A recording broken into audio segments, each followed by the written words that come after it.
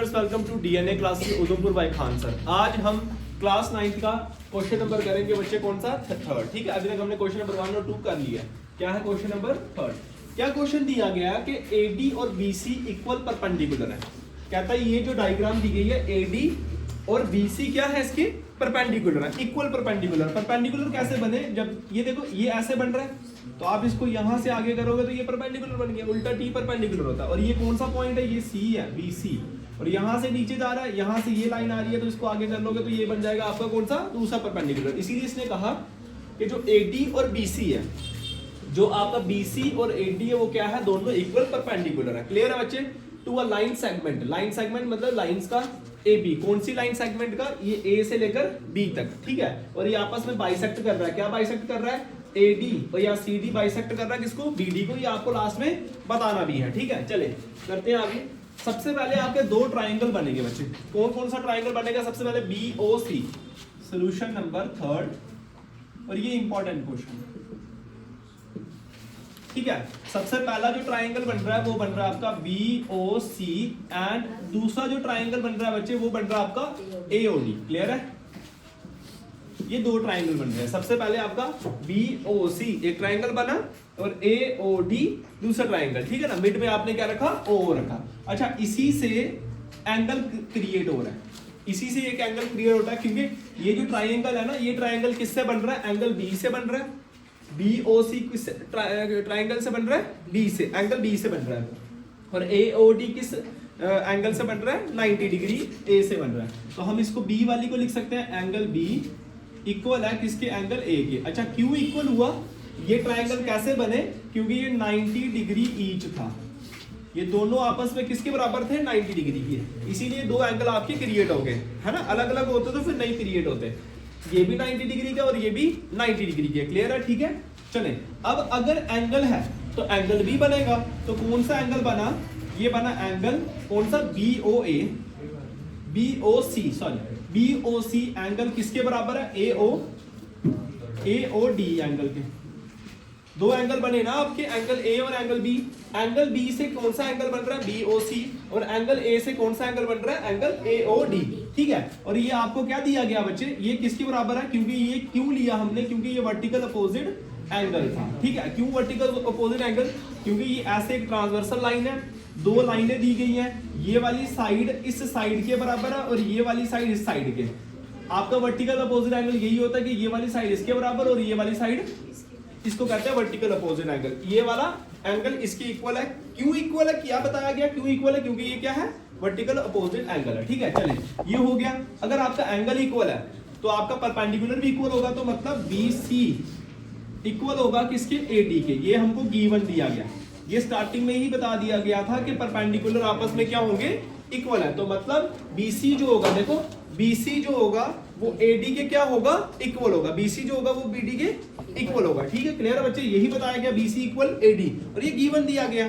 ठीक है, चले अगर ये साइड इक्वल है तो अल्टीमेटली आपका जो ट्राइंगल हमने स्टार्टिंग में लिया था BOC, ये इक्वल भी होगा और क्या होगा?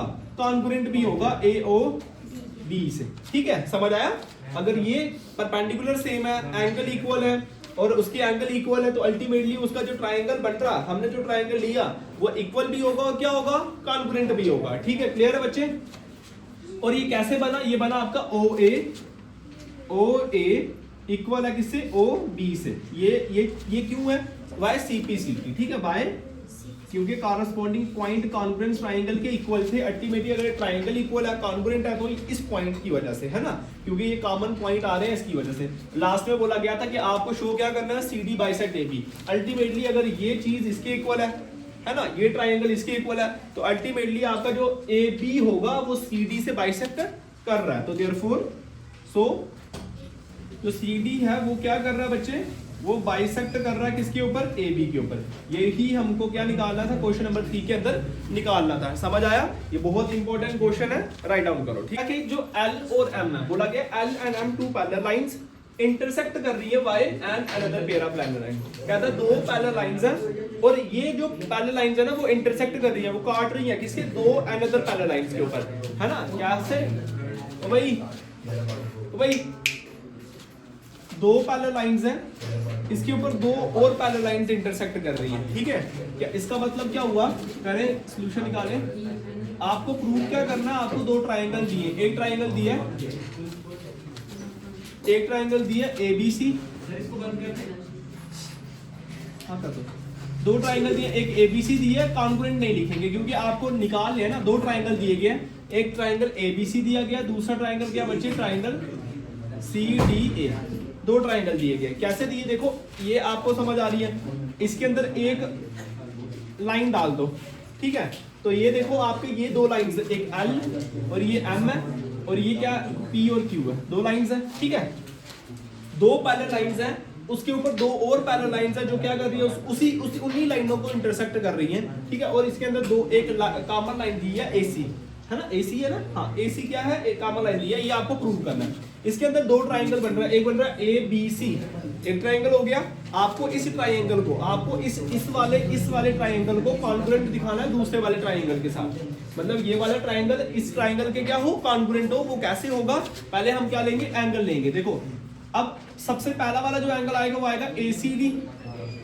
क्या आएगा, ABC ट्राइंगल में ACD, दो एंगल बनेंगे। एक ट्राइंगल के अंदर कितने एंगल बन सकते हैं, बड़े सारे बन सकते हैं, मगर इस केस के अंदर कितने बनेंगे, दो। एक बनेगा ACB और वो किसके इक्वल होगा बच्चे, CDA।